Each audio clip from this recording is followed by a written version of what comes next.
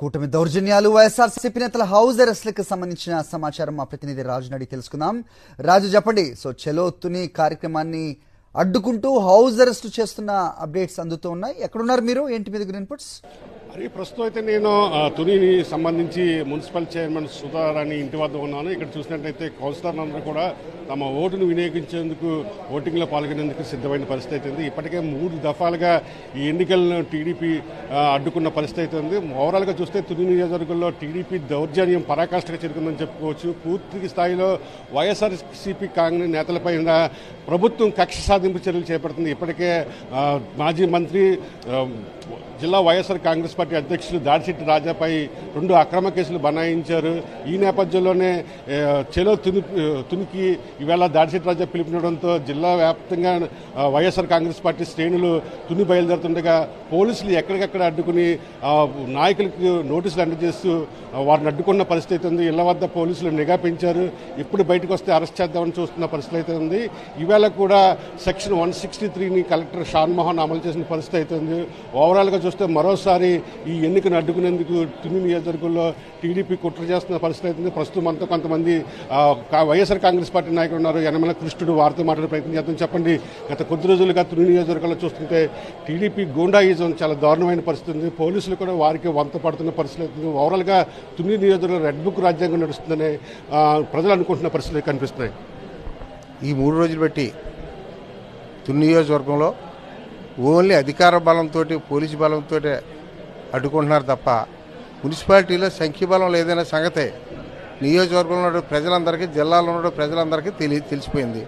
వాళ్ళు ఇంచేపు కూడా అధికారులను అడ్డెట్టుకుని, పోలీసుని అడ్డెట్టుకుని, అధికారాన్ని అడ్డెట్టుకుని దౌర్జన్యంగా చేసే ప్రయత్నంలో ఉన్నారు తప్ప ప్రజాస్వామ్య పద్ధతిలో ఎలక్షన్లు జరిగించే ఉద్దేశంలో తెలుగుదేశం పార్టీ లేదు. ఈరోజు ఇటువంటి కార్యక్రమాలు చూసినట్టయితే తప్పనిసరిగా ఎవరు ఇటువంటి పనులు చేసినా పతనానికి దగ్గర ఉన్నదాని సంగతి తెలుసుకోవాల్సిన బాధ్యత ప్రతి రాజకీయ నాయకుడు ఉందని ఈ ఛానల్ ద్వారా తెలియజేస్తున్నాం. రైట్, మనతో కొంతమంది వైఎస్ఆర్సీపీ నాయకులను అక్రమంగా కూడా అరెస్ట్ చేసిన పరిస్థితి ఉంది. ప్రస్తుతం మనతో తొండంకి సంబంధించినటువంటి వైఎస్ఆర్సీపీ నేత గంగబాబు ఉన్నారు. చెప్పండి, ఈ నియోజకవర్గంలో వైఎస్ఆర్సీపీ నాయకులని పోలీసులు అక్రమంగా అరెస్ట్ చేస్తున్నారు. ఎటువంటి కారణం కూడా చూపట్లేదు. ఎట్లా ఉంది తునిలో పరిస్థితులు? ఇవాళ రాష్ట్రంలో రెడ్ బుక్ రాజ్యాంగం అమలు చేస్తున్నారు. అలాగే తునిలో కూడా యనమల రామకృష్ణ గారు కూడా రెడ్ బుక్ రాజ్యాంగం అమలు చేస్తున్నారు.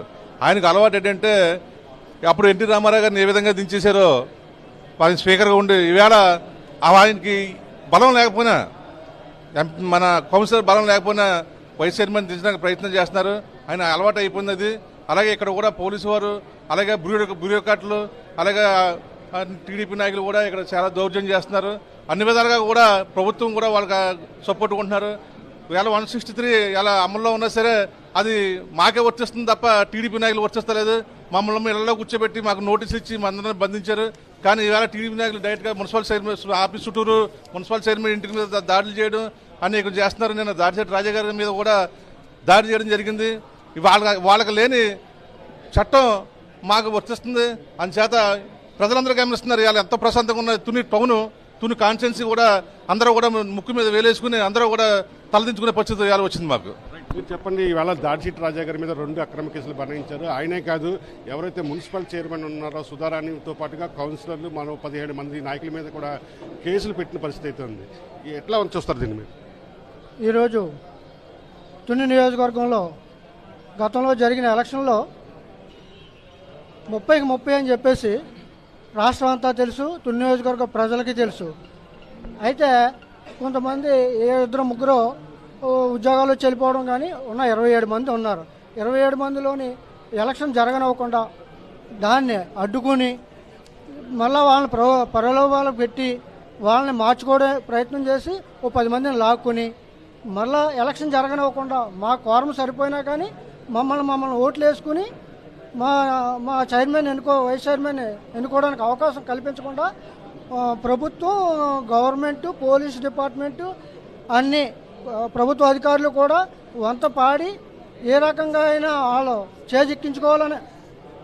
చేజిక్కించుకోవాలనే ఉద్దేశంతో ఇలాగా కుతంత్రాలు చేస్తూ ఉన్నారు. దాన్ని ప్రజలు గమనిస్తూ ఉన్నారు. దాడులు చేసి చేసుకోవాలనే ఉద్దేశంలో ఉన్నారు. కానీ స్వచ్ఛందంగా వాళ్ళని ఓట్లు వేసుకుని వాళ్ళని గెలిపిద్దాం అని చెప్పేసి ఆ ప్రయత్నం చేయకుండా మీరు 2 రోజుల నుంచి చూస్తున్నారు. ఇదే ధోరణి జరుగుతుంది.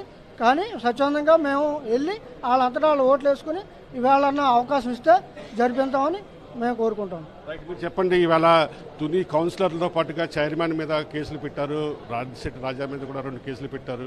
పోలీసులు తీరు ఎట్లా ఉంది? టీడీపీ నాయకుల గుండె ఏ విధంగా ఉంది ఇక్కడ? ఈ రోజున తుని మున్సిపాలిటీలో మరి ప్రజలతో ఎన్నుకోబడిన ప్రజాస్వామ్య పద్ధతిలో ఎన్నుకోబడిన కౌన్సిలర్ని దౌర్జన్యంగా అరెస్టులు చేసి మరి మన చైర్పర్సన్ సుధా గారిని బీసీ మహిళను చూడకుండా కూడా ఒక అక్రమ కేసులు పెట్టి బీసీ మహిళలను కూడా అన్యాయంగా అరెస్ట్ చేయడం జరుగుతుంది. అలాగే మరి మన తుని నియోజకవర్గంలో రెడ్ బుక్ పాలన జరుగుతుంది కూటమి ప్రభుత్వం.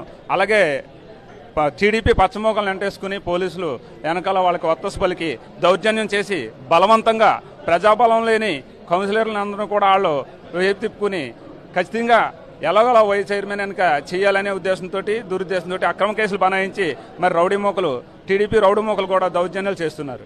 ఇది చూస్తున్నాం మనం హరి. తునిలో రెడ్ బుక్ రాజ్యాంగం నడుస్తుంది. పోలీసులు కూడా పక్కాగా టీడీపీకి వంత పడుతున్న పరిస్థితి ఉంది.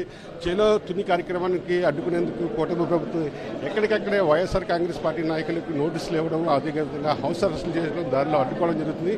ఇప్పటికే ప్రతిపాడు నియోజకవర్గానికి సంబంధించి ముద్రగడ పద్మనాభంతో పాటుగా ఇన్ఛార్జ్ ముద్రగడ గిరి కూడా పోలీసులు నోటీసులు లెక్క చేయకుండా తునికి బయలుదేరిన పరిస్థితి ఉంది. మరోవైపు వంగాగీత కూడా మరి కాసేపులో తునికి చేరుకుంటున్నారు. జిల్లాలో ఎక్కడ పడితే అక్కడ వైఎస్ఆర్సీపీ నాయకులు తుని వెళ్లకుండా బెదిరింపు ధోరణులకు పాల్పడుతున్న పరిస్థితి కూడా కనిపిస్తున్నాయి.